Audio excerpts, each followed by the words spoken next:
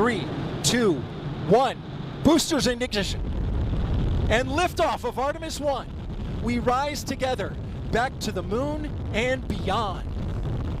Okay, did you just get chills Totally. watching this? I could watch this over and over. This is fascinating. NASA, you've probably heard by now, they successfully launched the Artemis 1 moon mission just after 1 this morning. It is an unmanned mission, part of a multi-phase plan to put astronauts back on the moon. It is so awesome. No people are on board, but there is a commander, a mannequin named Commander Moonikin Campos. The name honors Arturo Campos. 50 years ago, he played a pivotal role in saving the Apollo 13 astronauts. And our own Enrique Ramirez met up with Campos's daughters, who recall the night their dad helped save the crew aboard the damaged spacecraft.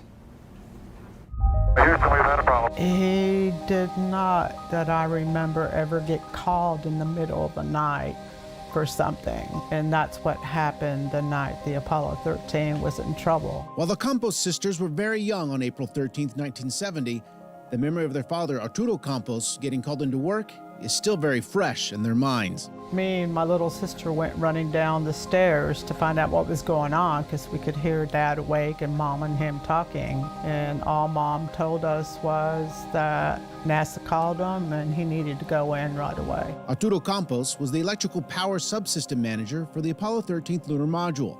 Campos knew that a service module oxygen tank aboard the Apollo spacecraft had ruptured, leaving the crew of the Apollo stuck in a crippled spacecraft 200,000 miles from Earth. All these people all over the world were praying for the return, the safe return of the Apollo 13 crew. NASA needed a plan. Campos immediately got to work reconstructing his plan to provide the command module with enough power to get the stranded astronauts home. They decided to go with that plan, and, obviously they made it back. Campos' strategy was a success. Without Campos, the Apollo 13 mission would not be remembered as a successful failure as it is today. His whole family was proud of him. The Apollo 13 probably wouldn't have made it. He made a big difference. A difference that is being honored today. Launch Director Charlie Blackwell Thompson. Over 50 years later, NASA is determined to get back on the moon's surface. Artemis 1 will be an uncrewed flight test of the Space Launch System and the Orion spacecraft. On board, there will be special equipment, a Moonikin, a special mannequin that will collect data during the mission.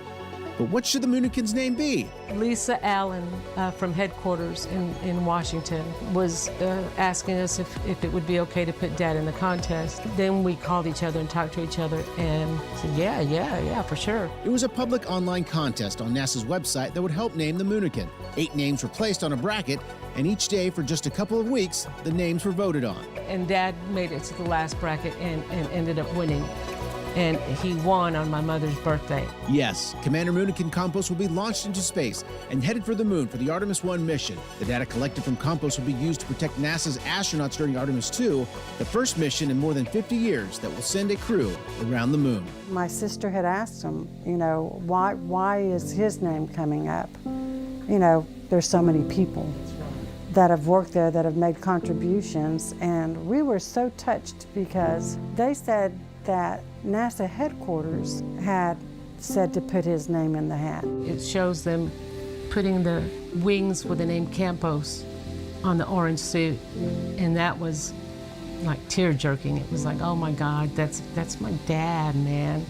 It really is. An incredible legacy, and you can tell his daughters are so proud. Just a while ago, by the way, we did speak with Campos's daughters. They said they were so happy that Artemis finally launched this morning after being scrubbed so many times. That is right. Campos, passed away in 2001 at the age of 66. He's remembered as a great dad and one of the few Mexican-American employees at Johnson Space Center at that time.